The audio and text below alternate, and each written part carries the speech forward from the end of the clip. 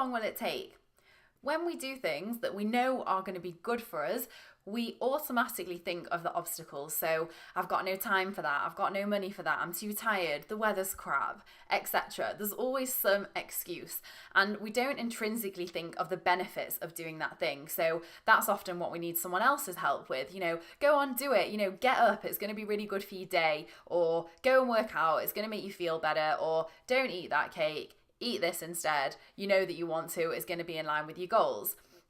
So for our sake, this often comes very, very much to fruition when we're looking at tracking our calories or making the right food choices or actually going to work out. And a huge obstacle for this for us is I haven't got time for that right now.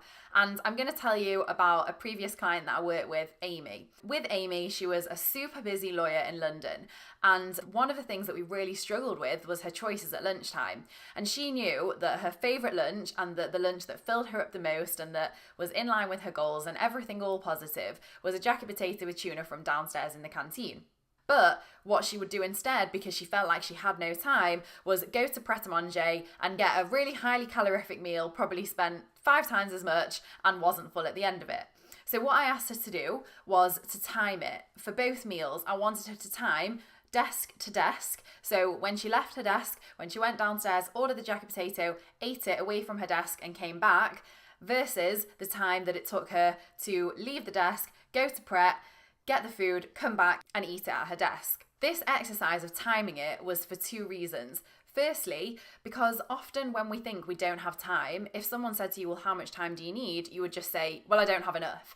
You don't actually know how much time it takes. So that's the first step of knowing how long the thing takes that you don't want to do in the first place.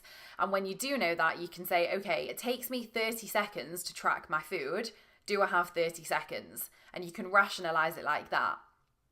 In terms of a workout, obviously it's longer than 30 seconds, but it's the same kind of thing. Time yourself door to door. So leave your house, go to the gym, get changed, do a workout, have a shower, get to work. Time that whole thing and see how long it actually takes, and then you'll know whether you can slot that time into the rest of your day. Then the second reason why I like this one is because you can compare the two.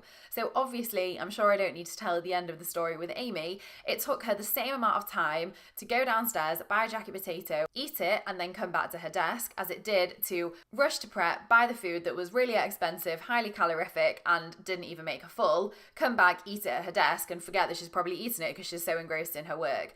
So the excuse that she didn't have time then was eliminated, because we can see, okay, well, you don't have time, but they take the same amount of time. And this is where I really want to help you to scientifically rationalize the obstacle of I don't have any time. And I'm not saying that there's always time, because definitely sometimes there is no time.